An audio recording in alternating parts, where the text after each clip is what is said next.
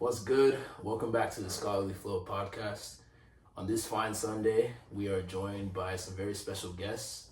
We have Shubhi, please say your last name. And we have Rishi Nagpal. Yeah, with us today. They are the co-founders of Concept Studio, formerly known as Passion Project, and we've gotten to know them decently well over the past year or so, and so we're really happy to have them with us. Yeah, thanks for taking the time to join us here in Bushwick. It's really exciting to have you guys on the show. I know we've done a lot of collaborative work together in terms of just like finding your event. So I think that's a place to start. And then, you DJ'd their shows and I've spoken about projects of mine, but just so much to get into today. No, I'm super excited to be here. And I think we've done so much collaboration in so many different pieces throughout the year, like through our events, and then you guys will recommend somebody, so then we'll work with them and vice versa. So I think we've had this like back and forth going on, which I really appreciate. Yeah, and I'm glad that it's worked out like that, because that's literally the point of what you guys exactly. do. That's the entire point. It's really fun seeing it happen live. Yeah. So I heard about y'all through him. Yeah. And then how did you initially find out about them? So it's just so funny to see life come full circle. It was 2 years ago, so it was 2022 or it was 2023. Yeah, 2023 summer, like May, June, right? We met at, what was it? I think it was our second event. The one we did at like Solas. Yeah. And I was really excited to talk It's to like you. the reggaeton place? Yeah. I think so. But like basically like I was really excited to talk to you because a lot of times we didn't get people that were in the startup space also. Yeah. It was just like a lot of photo, video, music at the beginning. Yeah. But then when we were talking about this like app and stuff that you were building, that was really fun. And I was like, but we're getting like more diversity in like the types of creatives we're having. Yeah. So that was really cool. But yeah, second event, I think. Yeah, and so I heard about it from a friend. So all of us just have like stayed introduced and like met new people from each other. But you guys posted something on the wall at Nook, right? Yeah. And then a friend of mine told me about it.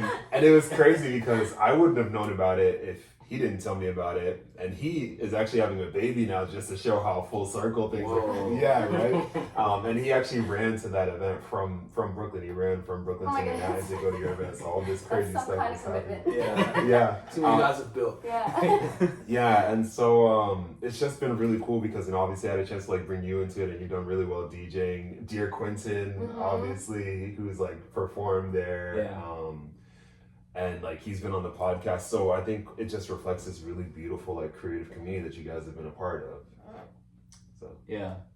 So moving back, so you said it's been about 2 years since the initial concept. When did we start? So we started, March of 2023. So it's a little over, almost about to hit 2 years next year. Early congrats. Yeah, thank you. It's been a journey. We went through so many changes. But yeah, it started off with this idea that both of us in our own different like fields, wanted to find more creatives, but also just more projects to work on. And I feel like in today's day and age, there's so many people that are just creating their own opportunities, creating their own projects, doing small things, doing big things. And it's very hard in New York, I think, to find those opportunities easily. Yeah. So the initial concept, which we, I guess, landed on the name later, was that we just want to create a community where that's very easily accessible and tangible, to just go up to someone and be like, oh, you do this, how about we collaborate on something? And hopefully you meet another person in that same room, and you create like a collaborative sort of project. Yeah. So that was the initial idea, and we just like took a shot. We were like, let's just host an event and see if that really sticks, and if like what we are saying to people really resonates. Yeah. So it was really, really exciting to see, like, I think we had about 60 people at the first one. Yeah. Wow. And it was so sick. Like when we got there, we had no clue what was gonna happen. Yeah. We were just like putting up things, and we're like, okay, we'll just see who shows up. We had RSVPs, but like with free events, you never know. Right.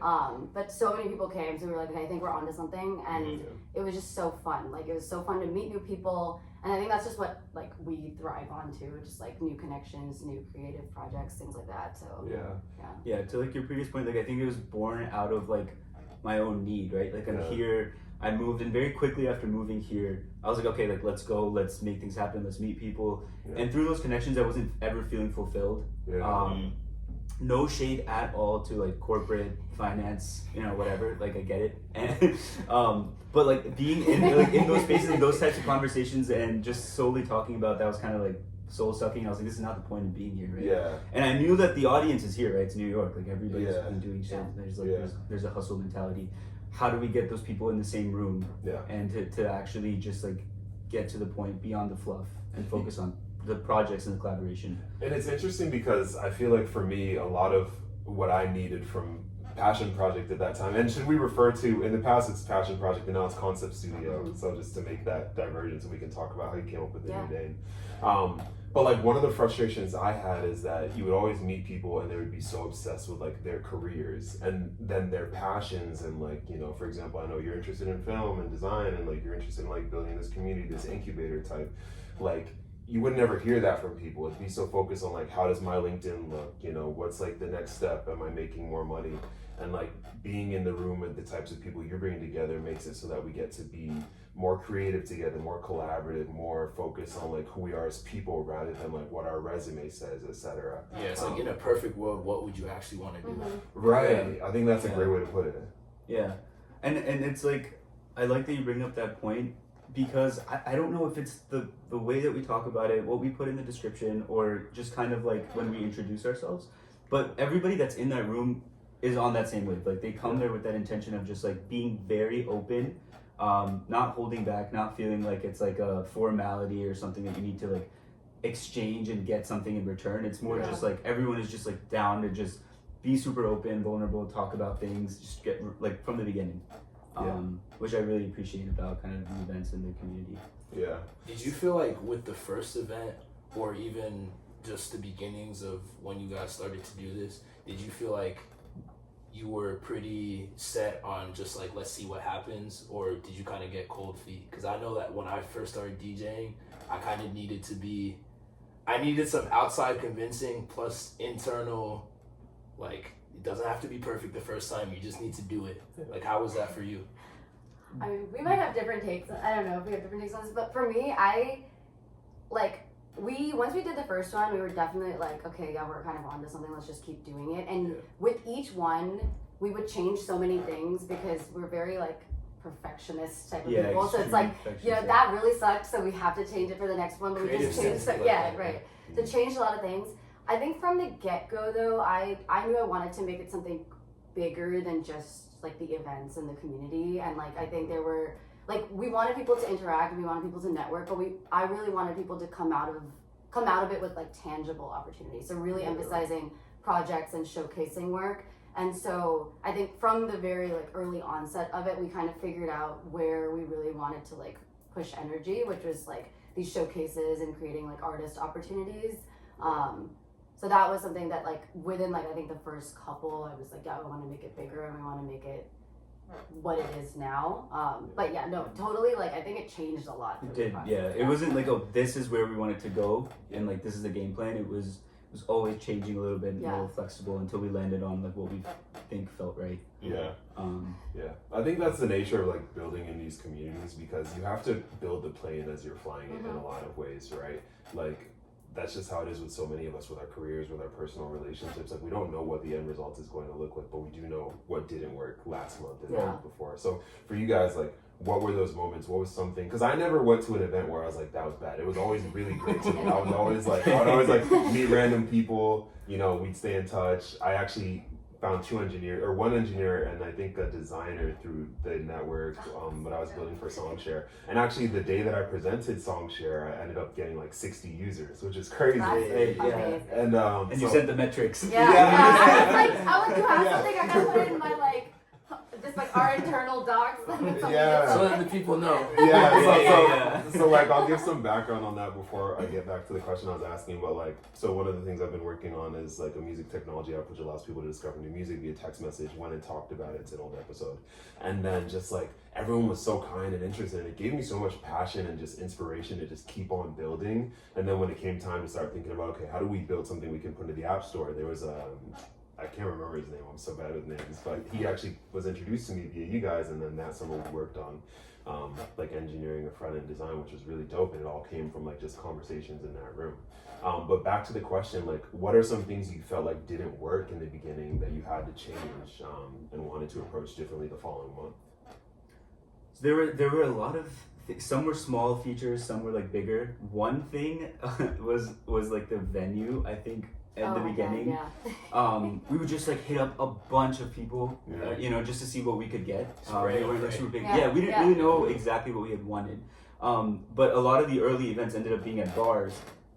And I think after like the second one that was at a bar, we were like, all right, I don't want to do this anymore. That's the one we met you. It's not okay. That one. After that one, I was like, I just hated that venue for our event, just because like the energy you need is like a little brighter, less dark. I don't want the focus to be like, okay, like I need to go get a drink so that I can talk to people. Right? Like that is not the point. And I felt like that promoted more of like a party scene, not even party, but just like club. Less about like talking. And we wanted it to be like you're here to party, but like you're talking and partying. The feng shui was super off in that room because it was like, and it still really the event dark, was great. Really it was dark. really like people were still really excited. Like I sensed folks were like nervous to like get there, put on their name tags, and then put them on, and like really excited to interact with folks after that. But obviously, as you moved into new spaces, for example, the coffee shop on the Lower East Side. Which I actually got a book from. There's a book called How to Murder Your Life that they were selling by a person who lived in that neighborhood that wrote that memoir. So just like super community. And like just much more open as with a lot of the other spaces like in East Williamsburg as well. So I think that's been beneficial. Yeah, what would you say, and we can turn this into like general advice for people if they're trying to host an event and they're trying to source different venues. What would you say are the do's and don'ts? And like, obviously we don't have to say names of the places where it didn't work out, but definitely if you want to shout out anywhere where it's been a good experience and like what went into that being a good experience. Let's see. Well, I think if you're like starting, you should definitely just like shoot your shot, like what we were saying, because you don't know what kind of, all these places have different kind of deals and things that like you'll be able to like work with. So for starting events, I think that's like the first step. But I will say that, like he was saying, venue made a huge difference for us because of the kind of vibe we wanted for the events and the kind of energy we wanted people to feel. So if you have an idea and you're very set on like, this is what I want people to feel, only go for those kinds of places because it will totally like rock the rest of it, right? Like it like makes a huge difference.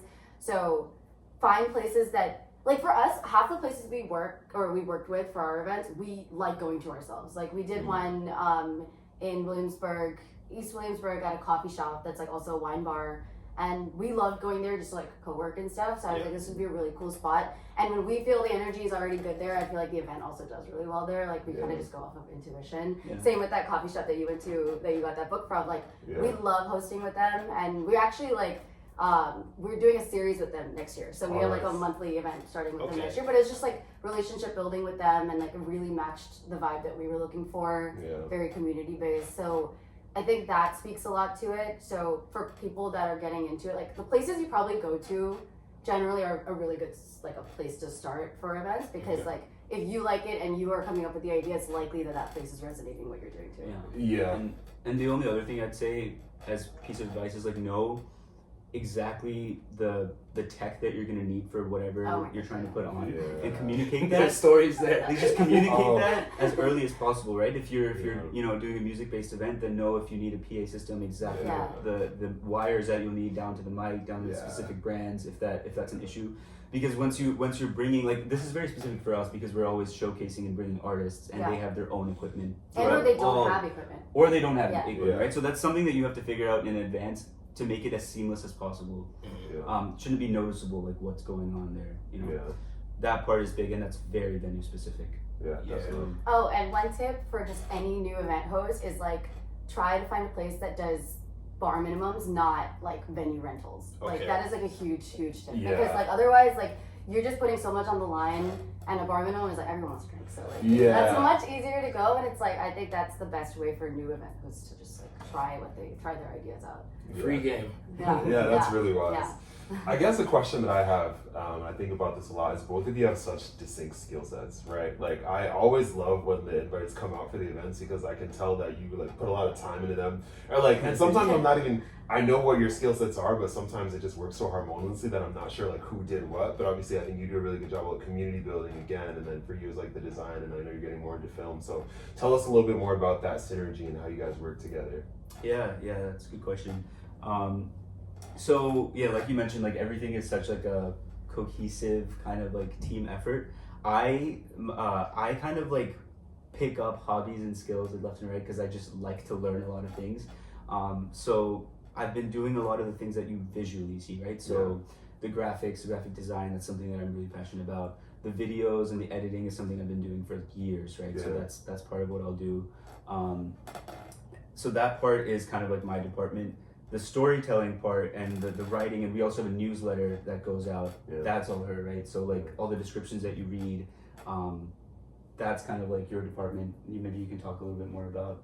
Yeah. Basically, I mean, I think the way I always put it is like he's super detail oriented, which makes for like all these like beautiful graphics. The videos are very like, I mean, like, I hope you guys notice he puts so much random things into these videos that are like these random effects, these random sound bits. Like there's a lot of detail that goes into it, which I think speaks to what we want to convey, and hopefully people see that as well. But yeah, I would say I'm like a little bigger picture. I kind of try to come up with like what's our narrative, what is our story, what do we want to convey to people, and then that kind of blends together. So like the design matches the words, and then that's kind of how we play on that together with whatever we do. And you're super big on the curation part too. Yeah.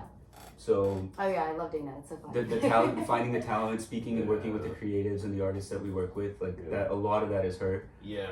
From my experience working with y'all, it's been with you mainly. Yeah. I'm terrible at texting also, so it's like good that one of us is good with communication. I was like, if he meets someone that we want to build a connection with, I was like, you need to put us in a group chat. Otherwise, like, they're never gonna get a text from you, and then we're just never gonna talk to that person.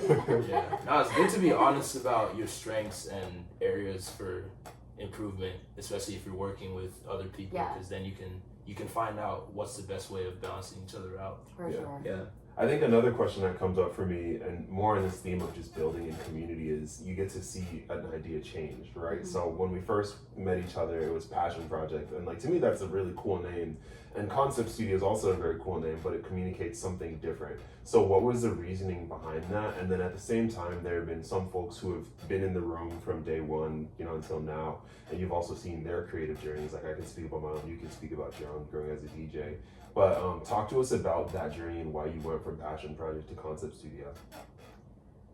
So I think like, so the name change sort of came this year. All of last year we were very happy with Passion Project, and I still love that name, but basically the reason why we switched it was going back to the idea of like, we wanted to emphasize projects, right? We wanted to emphasize people really taking these like collaborations, connections, and creating something out of it.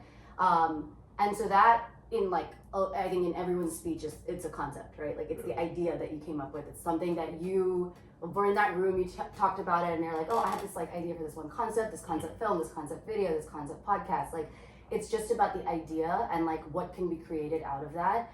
And so the main reason for switching the name was because we wanted to emphasize the project space. Like it is a project space, it's a space for collaboration, and so we want you to come and create that concept. Like that was the reason for the name change. More so, another thing we noticed is that I think we get a lot of different kinds of people in the room, which for the events is great. Like there's a huge spectrum of people, right? There's skill sets from like people that are just starting out to people that are like fully doing this full time, very committed. But I think sometimes Passion Project felt a little, I don't want to say unserious, but it just makes it sounds like when you say, oh, this is my passion project, it sounds like this is the thing I do on the side. Right? You're not like fully committed. And that's fine, right? Like for a lot of people, you do have to do a lot of things on the side, but that makes it sound like it's just like a little part of your life. Whereas for most of the people that come, they're like, this is like what we do, right? This is our passion. It's not our passion project, you know what I mean? And so I think, that is what we really wanted to, when we start doing it now with like more audiences, more people, and start marketing it to like larger crowds, I think concept studio speaks more clearly and it like Yeah. resonates again. Yeah, and I just love that word. I feel like Yeah. I use it a lot, Yeah. and it the idea of just like having this abstract concept, right? Something that you want to make happen. We want to be the space where you can then go and actually turn that concept into a reality, right? So whether Yeah. that's you need the people to find it, whether that's you just like you needing the idea, Yeah. you needing the space, you needing resources, whatever it is that you need, ideas to make that happen here. Yeah. And so I just feel like it flows really well for what we are aiming for, really. Yeah. That's deep. Yeah, that is. I Yeah. think that's super real. Yeah, no, we were before this. We were talking about how, to what you just said about how, when that term passion can kind of make it seem like a secondary thing. Mhm. We were talking about how if we see someone who we haven't seen for a long time, and then they're like, "Oh, how's this thing going?" That's kind of like Yeah. they're categorizing it in that way. Yeah. Right. But the rebrand is to like avoid that and like, no, this is what I do, Mhm. regardless Yeah. of whatever else I have to do. This is what I want to bring to life. Right. Yeah. Exactly. I think it's so much more powerful to say I'm working on this concept rather than I'm working on this project. Yeah. Yeah. Because a project almost takes away some of the power from it. Because it's like for you, DJing's not a project. It's like what you know what you're doing. That's what I do. Yeah. Right. And so for you guys, this isn't just a project. This is like the concept that you're trying to bring to life. And I think that's the other tension that we see a lot in New York, where it's like on one end of the spectrum, it's like, okay, I have a side project. I'm building shelves out of reclaimed wood in Brooklyn. That's a side project. And then there are other people who are like, okay, I'm building a Series A startup, and I'm like, hitting the, emailing everyone trying to raise funding. Mhm. And the middle ground is people who are like working on something and they don't want it to eat up their whole life, and they want it to be kind of like an accurate balance of like their goals. And I think that concept studio fits really nicely into that. It's Yeah, kind of been my and experience. really, it's like all three of those are completely valid audiences for us, right? Yeah. It's just that passion related only for the one out of those three that you said. Yeah. Yeah. So, what would you say that these qualities that have gone into like how you guys have been building Concept Studio? Would you say that these are things that you've always had and always like, even going back to childhoods and like college? Would you say that you always were able to express these things in different ways, or walk us through that? When you say these things, the general themes of like what we're building, or Like General themes of what entrepreneurship. you're building, and like Oh, the okay. like you've been editing for a long time, I would assume, and you have been bringing people together in some capacity for a while, I would assume. Yeah. So I mean, and this goes back to the not knowing exactly what the end is, but I know that it's something. Like it's Yeah. always been in the back of my head that there is something that I'm meant to do that isn't in this traditional path that I'm on, right? Like I studied computer science in college, like that. Yeah. I did that. I always Our majors are It's crazy. just- it- So it- we like, went in it- CS classes. Yeah. Yeah, it throws people off. They're like, what? And then I'm like, I know. Yeah. And that's why they're always like mad people from Google and the room, people who code. Yeah. Yeah, like even when I was doing it, it felt wrong. But I'm like, I guess this is a safe choice, and like I always kept doing my thing on the side. Yeah. Always, like that's always like something that stayed alive. So when I started, like in middle school is when I started really like wanting to play around with photography, taking Yeah. pictures, making videos. Obviously they were like horrible, but it was just like I'd pick up the family cameras, make whatever, put it on the TV, and just like show it to people. Cool. And I just I loved seeing people's reactions to something that I've made, because I was Yeah. like, this was something that lived in my head, and then whatever tools I used, scrapped something together, made it, and then now someone's having a reaction to it. Mm. That process really like gave me life, and through the years, like I would just learn. YouTube was really big for me, Yeah. so just watch a video, learn something new, and then add it to the kind of like toolkit, I guess. Then throughout college, that turned into more of like, okay, I can do this for free, like freelance. I'll have some clients here and there. I'll make more things for myself, like vlogs and that sort of content. Yeah. Oh my god, he has such an annoying thing. Like when we were in college, in our friend group, it was like he was in his, like, I'm gonna be a YouTuber sort of thing, and That hustle. so anytime we like make a video, just someone's like saying something or whatever, it starts with "What's up, YouTube?" Blah, blah, blah. I'm like, no one is watching this. It's not going anywhere. Hey guys. What's up, Yeah, YouTube? every time. That's It's your boy Rishi. Yeah, it's your boy Yeah. Rishi. Yeah, no, I've had a lot of phases, I'll say. I hear you though. I hear you though with what you were saying about earlier. You were talking about how you knew that you had something, but maybe not necessarily what it was meant to develop into, but you knew that it was there and that you liked the reaction when people would see what you would come up with. Right. I relate to that so much, and I think especially all of us are first generation Americans, and so that that pressure to choose something that's quote unquote safer, go to college and do that, but like it's such a tricky balance, like and that's that's why I'm like majoring in CS, but then also doing this thing, like you have to do that for yourself, but then there's also this other side where you feel like you don't have much room to kind of like say no, so you're working with it, and then deep down you're confused, you're like, should I getting an MBA, like I don't know, like so that's I'm the only kid in my family without a master's degree, so it's like I relate to that. Don't let my dad see this. Both my siblings are literally in med school right now. Oh my god. You're out here on a DJ? Yeah. It's a bit confusing for the family. But I think they're shout out mom and dad if you're watching this. But I think it's undeniable, like they see like we may not fully understand it, but he's well-rounded and he's happy, so. Once you bring in that first like fat check, then he'll be on board. Yeah. All right. The story is always so it's like around the same time that I met like you guys and everything for Passion Project, like I just started getting into coding, so we had like different paths in that sense. And like you're right, when a project finally starts to gain traction, or for me it was like winning a hackathon and winning like $50, but being like, whoa, I just got paid to code. I can do anything. I think that the room is just always filled with people like that who are like the possibilities are endless, Yeah, I think what it is like sometimes you just need that validation, right? Like you a lot of times you say that you don't want it, but a lot, like artists specifically, if you're looking for that reaction, you're looking to see like, okay, I've made something, what do you think, right? And when you win something like a hackathon, you're like, okay, like it's not just me who thinks this is a good idea, like there is somebody else out there who's validating this, and then that makes you want to go and get the next validation, the next. That shouldn't, like, I'm not saying that's your motivation, but it definitely makes a difference. I mean, we're social creatures at the end of the day, so that recognition is, no matter how much people might make it seem like, no, I'm locked in, like it's just for me. No, you want other people to appreciate it, and that's okay.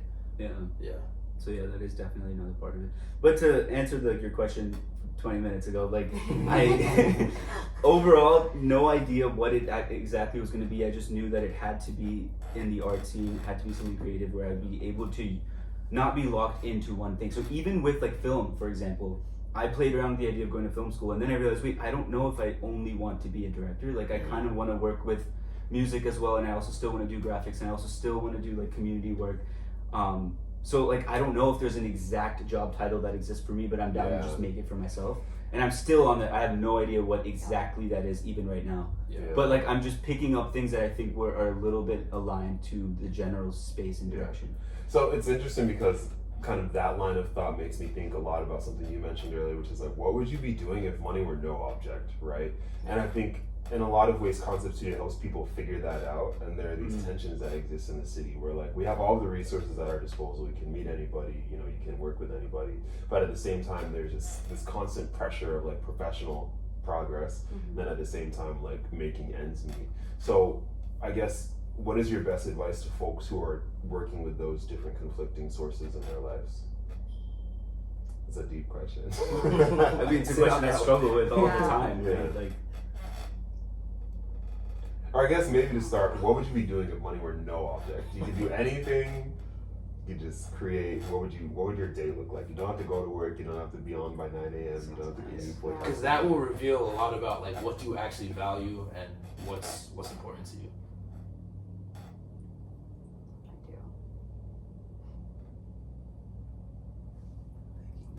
What are some things you would spend your day doing? Maybe it doesn't have to be like, what is the main objective of your life? Well, one thing recently that I really wanted to do was I wanted to design my own fashion line. And like the reason for it is like, so I have a lot of family in India, and whenever I go visit them, they're always like, let's go buy clothes, let's do shopping, whatever. But the designs in the stores I just don't love. And so I'll go to like fabric stores and then work with tailors and like make my own stuff. Like I don't make anything, but like I design it. And so since I started doing that and just got into trying new pieces and things, I was like, oh, it would be really fun to like go to India for like a couple months, just like work with tailors there and like design some sort of like Western, maybe indie sort of, I don't know, brand that would be just really cool. But I feel like I go through phases of like what I want to do. Yeah. So it's very hard to like pinpoint like this is the thing that I would do right now. But just try a lot of things. Like I think the fashion line is one example. Maybe like modeling is another thing that I wanted to do for a little bit. I don't know, just very random, but like trying new things and having a very project-based life would be really cool, right? Like you just have no money, but you just like hop on this for 3 months and hop on this for 3 months, because I get bored really quickly. So the fact that we're still doing concept for like almost 2 years like blows my mind. I think I would want to do something on the basis of like a travel documentary filmmaker. So just like going around the world, finding really cool, unique people that have interesting stories to tell, and helping them get that to the world, right? So like just going around seeing like, you know, maybe like small villages in India and like finding local like dances and talking about it and showing that, making dance films there, food, even hiking, like all sorts of things of just like there's so many people out there that have really interesting things to say. So just like uncovering that and making a film out of it, I think would be, I'd love to do something like that. Where it didn't matter if like it blew up or if it got views or whatever, right? And I could just focus on making it as cool and interesting and engaging as possible, and just focus on just that. I hear both of you guys with that. Like for me, when I go to Nigeria, there's times where like we will also usually go and get clothes made when we're there, and like the tailors that make these designs, there's times where you'll see a design and you're like, this is crazy, but like this person has really no way to broadcast this to, much less even the world, but even to like the whole city that they're in, unless they, and that's changing now, like with social media. Now they're able to like market themselves a bit more, but yeah, I feel you guys, like if there were a way to like work with these people and have the world outside of like that small community appreciate what they do, and have them see it before like the big designers rip it off, right? And they don't get any credit. And that's a whole other rabbit hole.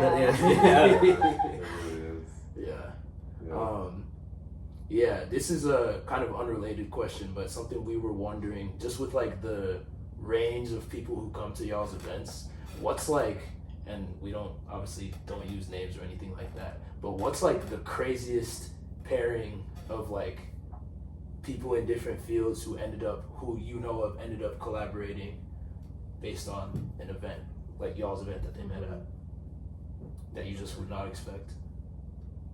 So we had, I'm trying to think, because we had one that I know that was like this guy, this is not like a weird pairing, but it was like music. He made his own music, he met some sort of producer, and then a videographer. Wait, were you the videographer? I don't know. Are you doing a music video? That would be. Okay. There's been a lot of projects that have come out of it. they're not crazy pairings. So like, you know, a music video, I feel like pretty often go together. We did have one person who has started hosting cocktail pop-ups. Okay. So he's into mixology and he's like creating his own like intimate events. And he found a photographer throughout the event, so like they worked together in terms of like advertising. Not sure if that's too crazy of a pairing, but even the fact, like I've been to so many of y'all's events, I've never met any mixologists. So even the fact that someone who does that would come there, you know. Oh, another one, we had a dancer who showcased, and then I think she ended up meeting somebody who has a fashion line, and then they also met a videographer. Bless you. And so these three, they made like a shoot for the fashion piece, like with like dance. It was like mixed with dance, clothing, and videography. So that's a pretty interesting one. Okay, that's cool. That's awesome. Yeah, I think I remember meeting that person. That was at the East Williamsburg location. Yeah. Dancing, The 1 year party. yeah, that was Wandering bar, man. Yeah. Yeah. So, I guess like what's next for you guys? I know that the rebrand has been kind of front and center now that that's out in the world. What are you working on next? Oh, shall we reveal? Okay. Oh, so, cool. Nice. Okay, so we actually I'll say within the next month, early January, we are launching an app for this platform that we keep talking about, projects, collaboration, all of that, right? The app is essentially what we try to culminate in the room with people. We're trying to bring that online. Cool. So now you have a place to find projects and collaborators around the clock and be able to just whenever you have that concept ready to go, you can pitch to your project, find people that are matched to that vision that you have, and then just go, just go do Streamlining it. the process. That's awesome. So we've been working on it for a couple months, and it's been a whole project for this year, but we're super excited to get it out to people, and then that bridged with the events is going to be our focus for next year. So building the community offline and online. That's smart. Yeah, and I feel like the board is going to do really well, the job board, because when I was putting stuff up looking for a music curator, I was getting leads for months. Yeah. I was so specific and kind of picky about it that I didn't choose a person yet, but I just, so many people are interested in that type of stuff. Yeah. So that was a beta to what we decided to build out later. So it was you were one of our early testers for that too. Yeah, There's you so got much leads that- off of it's it always too, right? you two. Actually. But yeah, Long-time that was- residents. Yeah. Actually. Yeah. So that's the idea, where it's just can we help you whenever you have that idea, not have to wait for an event, but just go post your project and find people across a variety of roles. Because I think every project is not just one-to-one, right? It's not just I'm making this, I need a photographer. You might need a photographer, videographer, director, this, that, whatever. We want to make it easy for you to just find everyone tailored to your project in one room. And that's kind of where this notion of concept studio comes from. Because if you think about it, what happens in a studio is a team forms and you build an idea. Yeah. So that's what we're kind of trying to create. This is an modern day studio for people to come up with projects and ideas. Yeah, and I think the app would also make it easier for okay, maybe there's an opportunity, maybe this is not the best match for this particular opportunity, but let's stay in touch. Right. Thing. Right. Yeah. So shout out to y'all for Yeah. taking it to the next step like that. Very excited. Yeah, I'm excited. I'm just impatient. Ready Yeah. to get it. Yeah, I'm really excited. I think it's going to be awesome, and I'll definitely put a couple jobs up there. Great. And I'm We're excited looking for people to do that, so Yeah. that's great. And even when more of my projects reach the next kind of step, similar to Songshare, I'm excited to go and get another 100 users from you guys' event. Yeah. So before we wrap up here, we're a music podcast at the end of the day. Yeah. And we're always listening to music, and we wanted to see what you guys have been listening to lately. What's been inspiring you? Anything you'd want to share with the people? Yeah. I can. Yeah. So for me, there's this one song called "Lifestyle" by Amos. I've been playing that throughout the year a lot. This whole year, I was telling you earlier, it's been heavy on Amapiano for me. And living living in the world. Yeah, exactly. I just there's this energy that I feel every single time I'm listening to it, especially when I'm out at a venue and hearing it in a loud space, where I just can't get enough of it. It's addicting. The tempo, the beat, the layering of the sounds, the jazziness to it, all of it is just I like it so much that I've been telling my friends yo, if I do a bachelor party, I want it to be in South Africa, which I get mixed results on the reactions of that. But I just enjoy it. That'd be so fun. I would love to just do a bar hopping thing and just check out different DJs. Yeah. But aside from that, it's just the energy that it creates is just very up. Makes me feel I'm it's good for working out, it's good for partying, it's good for just when you want that a night drive sort of thing. Yeah. So this song in particular, I really like because it has a little bit of vocals, and in the middle of it you have this building part where the music dies down a little bit, and then they start layering the instruments one by one, and it goes before another drop. So it's menacing, low-key. Yeah, it is. There also is a little bit of darkness to some Amapiano songs, Yeah. which I just think it's so interesting. So yeah, it's been a big Amapiano year for me. So that's one song that I've just really been vibing with. Yeah. Have you heard the new? Do you listen to Uncle Waffles? Yeah. Yeah. Did Yeah. you hear the new EP that came out on Friday? I heard like one or two songs. I'm a little behind on my new release. Yeah.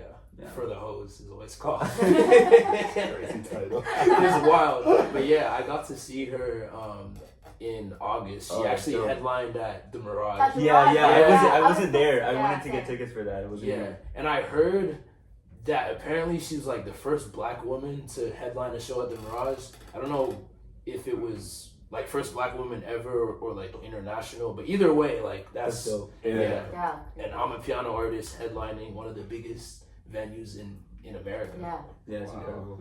Yeah. Um, What's up? and so your artist was Nika or Nika? Nika, yeah. Nika, okay, cool. So I went to her concert in November, December of last year, and like it was just like small. I was at Racket, and it was just like very, very good, but like just different, I think. And so this year, I like opened my Wrapped, and she was my #1 artist this year. I was like, how did that happen? But I guess I listened to her a lot. Yeah. The reason I like her is just so she blends a lot of different global sounds into her music. So she's like Haitian, and she also has, I think, some sort of French background. She uses a lot of French in her music. Yeah. And so it's like different languages woven together with different sounds and instruments. And I just think it's like very, very like harmonious to listen to. And it makes you feel like you're like in like a tropical oasis, beachy sort of vibe, which I think is like always what I'm looking for. We especially need that now with with how cold freezing, it's right? So Yeah. like that kind of music I just really like, and I think she has like a sexiness to her. Like I think, and that's when you're like dressed up walking around, like that's what I want to hear. So that's why I like her. And the song that I picked, it's like a love song. It's called Ma Chérie, but like it just has some sort of just like, you know, deep sort of vibe to it where you just feel like, again, like you're floating, and like that sort of vibe is like what she has in all of her music. So yeah, it's very surprising. I did not know what my #1 artist was going to be this year, but like happy it's her. Like she's so good. She's extremely talented. And Yeah. at her concert, like what blew us away is like there's this one part of a song where like it just sounds like a French horn or like a trumpet type Yeah. of sound.